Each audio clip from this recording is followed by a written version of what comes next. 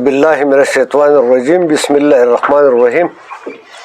د ادب د طالب علمانو په حیث باندې مونږ ټولو ته دا خبره معلومه ده چې افلاطون دا خبره کړې وه چې حسن چې دی دا تس نس پروت دی، ښکلا چې ده دا په دې کائنات کې خورا وره پرته ده، چېرته د غر په دنګوالي کې ده، کله د سیند په چپو کې ده، کله د ګل په رنګ کې ده، کله په خوشبو کې ده، کله د ښایسته ښایسته انسانانو په شکلونو کې ده، کله په سیرت کې ده او کله په صورت کې ده.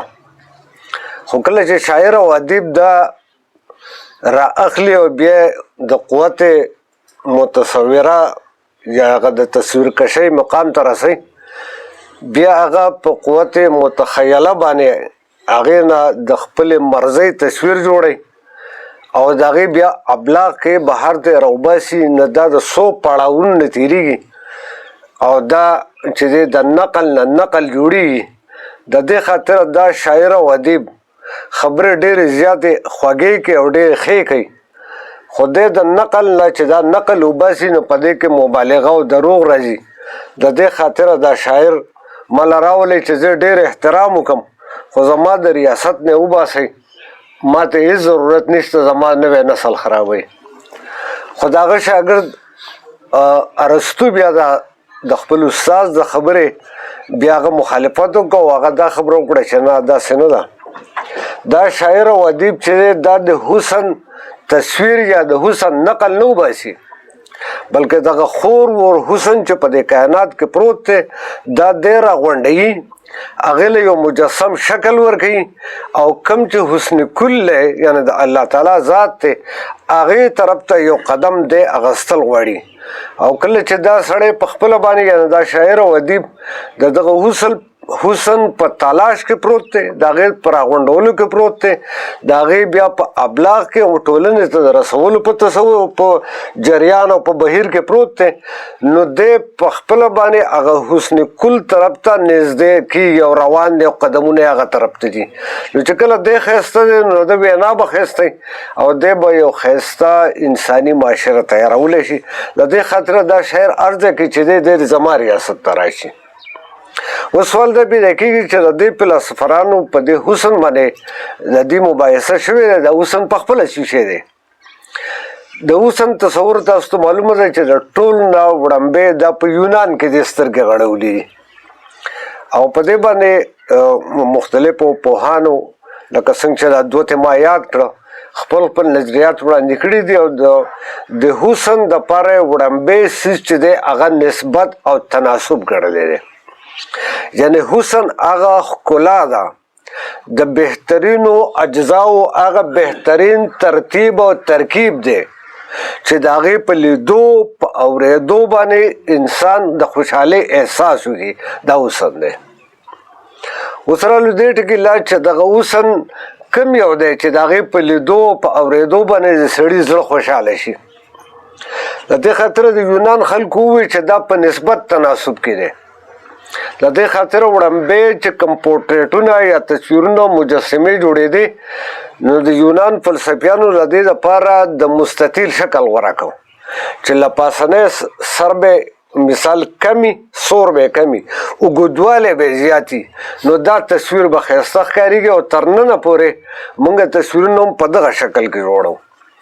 بیا د هغې د کتاب سره زیاته واسطه وه نو د دې خاطر کتاب هم په دې شکل کې جوړ کړو چې له پاسنی سوری چې دی هغه یې کم کړو او اوږدوالی د هغې سیوا کړو، نو دغه کتاب هم موږ ته ښایسته ښکارېږي. چېرته ډېر قیمتي او ډېر د کار کتاب وي خو چې څلور ګوټې سړي له مزه نه ورکوي. یعنې نسبت او تناسب چې دی دا په خپله باندې حسن دی.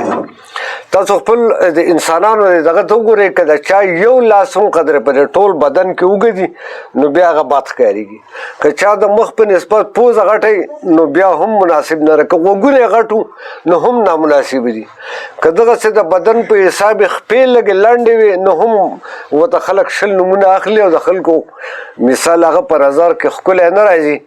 نو دغه ښکلا په نسبت تناسب کې ده چې زموږ لاسونه څومره دي په هغه حساب دي زموږ سینه ومي، په هغې کې د زموږ قد ومي او زموږ خپې دي ومي.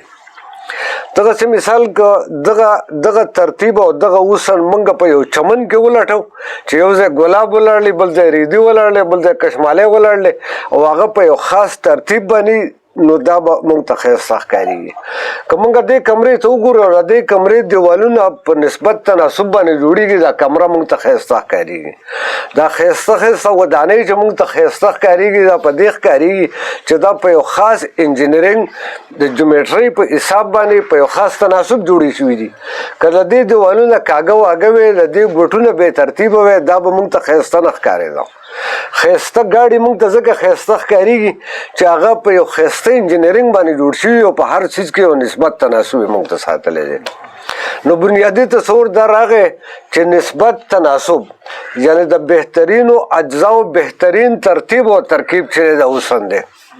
اوس ول دا پیدا کېږي چې دا په ځینې ځای کې خو داسې بې ترتیبي هم اوسن دی، په ځینې ځای کې بې ترتیبي اوسن دی او هغه داسې که په اسمان کې ټول ستوري یو شان وی، موږ ته به ښایسته نه ښکارېده. که دا تمام غرونه د لنډاکي نه تر کالامه پورې دا په یوه دغه جوړ وی، یو سایز کې وی او یو شکل شبهات وی، موږ ته به ښایسته نه ښکارېده.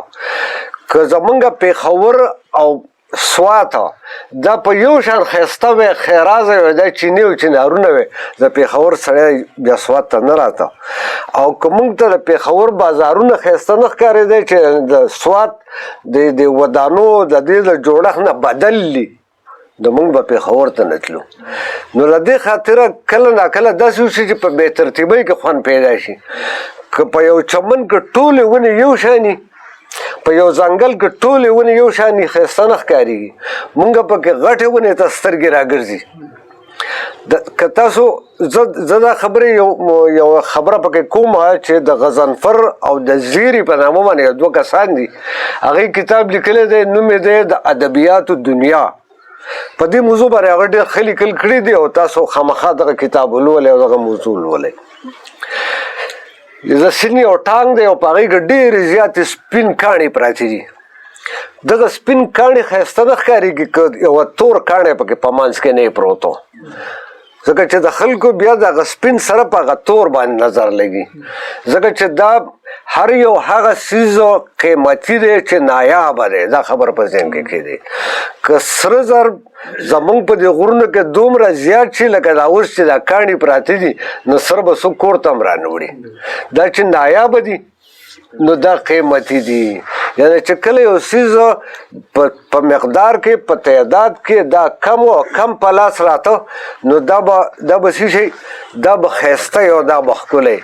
که ټول خلک پوهه وی، ټول خلک دانشوران وی، نو بیا به پکې د پوهه سړي قدر نه و که نه جي. ډاکټر مجاور احمد زیار یو ناول لیکلی دی، مینه د زړه په وینه د 14 پوړ کړکۍ. په هغې کې هغه د جرمني د یونیورسټۍ ذکر کړی دی چې ما د وایس چانسلر نه تپوس وکړو چې ستا په یونیورسټۍ کې خو یو شمېر داسې استادان هم شته چې ډېر نالایقه دي. نو هغه راته په جواب کې وي چې دا نالایقه نه وي، نو د لایقانو به چا قدر کړی و. دا پکې ساتل غواړي. یعنې کله ناکله به بې ترتیبۍ کې اوسن دی. زما ټول زور دی ته دی. دویمه قصه په دې کې ده چې دا بې ترتیبي ده او که ترتیب دی، دا که په یو خاص تناسب سره د دې جوړښت را نه شي نو اوسن نه پیدا کوي. ما دا مثال بل ورځ هم ورکړی و.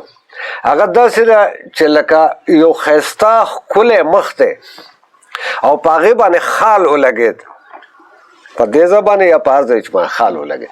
د دغه مخ په خپله ښکلی و، ځکه چې هغه سور او سپین او مزدار او دا خال په خپله ښایسته دی. چې دغه خال په مخ ولګېد نو لا هغه حسن نور سیوا کړ. خو که دا خال په تندي ولګېد، دا خال په اننګي ولګېد یا دا خال په زنه ولګېد، نو په یو خاص تناسب سره ولګېد، دا مخ یې ښایسته کړ. خو که دا خال مونږ د پوزې په سر ولګاو نو بیا مونږ ته دا پته نه لګي چې خال ښایسته دی که مخ ښایسته دی، ځکه چې دا دواړه بیخ پې ووته.